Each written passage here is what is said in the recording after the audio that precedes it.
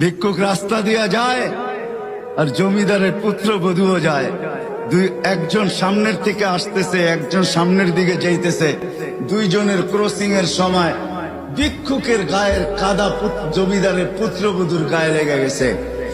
সে দুনিয়া আন্ধার করে ফেলছে, স্বামীকে ডাইকা নিয়ে আসছে, বলছে ভিক্ষুক আমার কাপড় নষ্ট করে দিছে।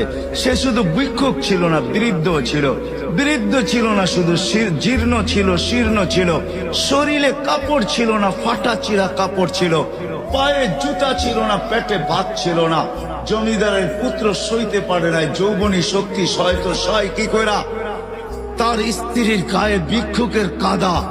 বস সমগ্র শক্তিকে হাতে জমা করা, একত্র করা বৃদ্ধের গালে বসায়। বৃদ্ধ কিচ্ছু বলে নাই, শুধু উপরের দিকে তাকায় দুই তিনটা শব্দ উচ্চারণ করছেন। শব্দগুলা হলো ইয়া